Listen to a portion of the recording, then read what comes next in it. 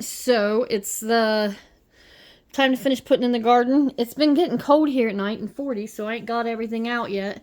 But I got some stuff out like peas, and the taters are out. But every year I map out the gardens and I change things up. So this is what I'm working on today. This is the garden down by the chicken coop. It looks sort of like this. So, here's the chickens up here. And then this is how I got stuff going.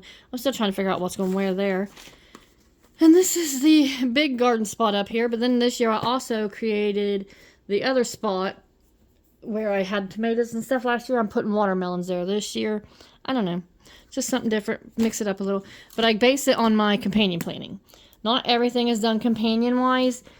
But it's just some things do better. They feed each other. So, like, if you put your beans out there, they do good next to corn, which, they're part of the Three Sisters, which I am going to attempt to do again this year. Did it a couple years ago, did it wrong. I know you're like, how do you do it wrong? I don't know, I did. So the Three Sisters there, they'll go together. So beans and corn goes together good. They feed each other. They use each other's supports and shade and all that. Like your brassicas, your broccoli, cauliflower, cabbages and stuff, they said they don't do great next to tomatoes or peppers. So, all right, cool. Don't put them down there next to tomatoes and peppers.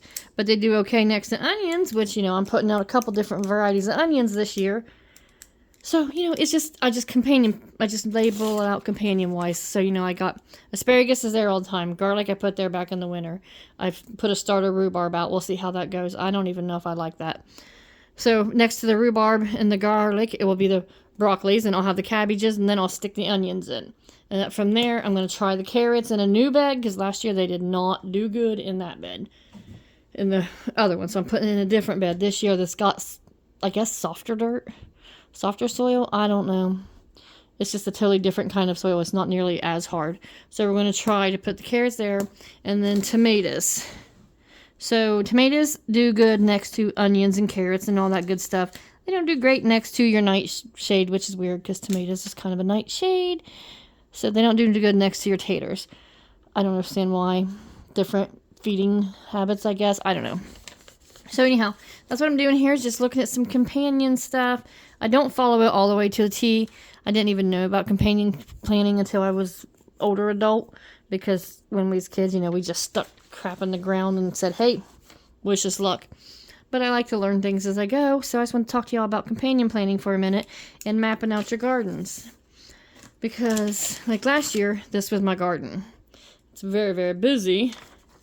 It did pretty good. Yeah, it done good. I didn't leave enough space in between the rows I left enough space for a little tiller, just not from a big butt. So, whatever. You kind of get in there, you get her done, figure it out. But that's just kind of where that's all at. It's not always all companion-y. It's just how it is for me and the way I do everything. Like I said, I also put blueberries out this year, which was totally awesome. But evidently, you can't put your brassicas and stuff over by your blueberries, which is why I decided to put the watermelons there, because the blueberries are going to be a permanent fixture, so I'll have to rotate things in there beside them that get plenty of sun, but won't get cooked up and dried off in there. But that's where I'm at with it, is just mapping it out, getting it all down on paper. I see what I've already got versus what I've put. Plus, this garden spot here down by the chickens, it gets more shade than the other, and you got your cool crops, like your cabbage and your broccoli and stuff, that likes the cooler weather. So I definitely want to keep that down there anyhow. Plus the root crops, your carrots, your onions, they are a root crop. So they don't need all that sun no-how because they're under the ground. So it's just kind of how my mind is rolling with all of that. But I just wanted to touch base with y'all on companion planting and how I map it out, because I like paper. I map everything out, as annoying as I am.